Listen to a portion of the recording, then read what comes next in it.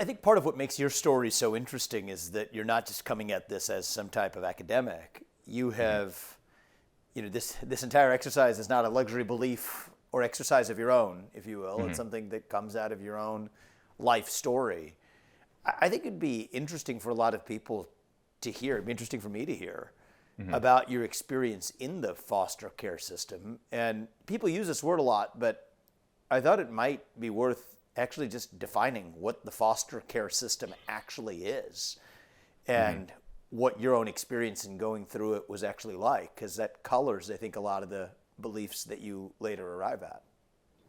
Yes, it did. I, you know, as you mentioned, I had these degrees from these institutions, but backing way up, my life was a lot different. I was born into poverty in Los Angeles and never knew my father. Um, my mother came to the U.S. from Seoul, from South Korea, as a young woman. She was supposed to study in LA, and then she started partying and doing a lot of drugs, and got pregnant with me, and her life unraveled. We lived in a car for a time. We were homeless. Eventually, we settled in this slum apartment in LA. And when I was 3 years old, some police arrived, and they saw that my mother was not in a position to care for me. They asked her, "Where's this boy's father?" She said she didn't know where or who my dad was. Um, and in fact, only recently I took a 23andMe genetic ancestry test a couple of years ago and discovered that I'm half Hispanic. My father was Mexican, and my mom was Korean. So now what I tell people is, before I took the test that night, I went to bed as a white adjacent Asian American, and then I woke up as an underrepresented minority, as a Hispanic. And and I wish I had known that before I applied to colleges. That would have been helpful information. So I 3 years old, my mom, she's strung out. The cops take me and put me into the LA County foster care system. I lived in 7 different foster homes over the next 5 years, bouncing around. Some of these homes had upwards of 8 or 10 children living in them. I recently read that LA has the worst, sort of most overburdened foster care system in the country. I don't know if that was true when I was growing through it in the 90s. It wouldn't have surprised me if it was. Um, and some people ask me, why is it that kids get relocated so many times? Why not just go to one foster home and just live there until you're someone from your family of origin returns, or until you age out and turn 18 and move away? Why do you get relocated to so many different placements, as they call them? And the reason, one reason, is that this essentially, if you stay in one home for too long, it can create issues of conflicting loyalty. So typically, what happens for Huh. foster kids is that someone from the family of origin returns, whether the mother sobers up, or the father enters the picture, or a grandmother, or an aunt, and so on.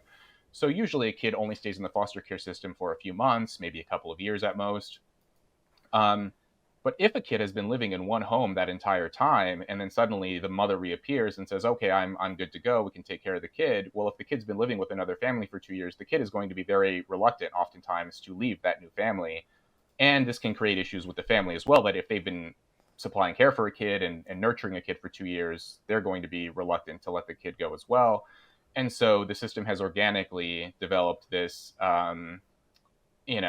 I guess from the adult's point of view, maybe it seems understandable. From the child's point of view, it's actually very cruel to move the kid around all the time so that the kid never grows attached to anyone.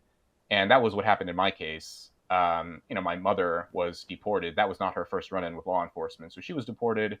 No one knew where my father was. So I was in this, I got absorbed into this vast bureaucratic system, bouncing around homes. Um, it was really difficult experience for me.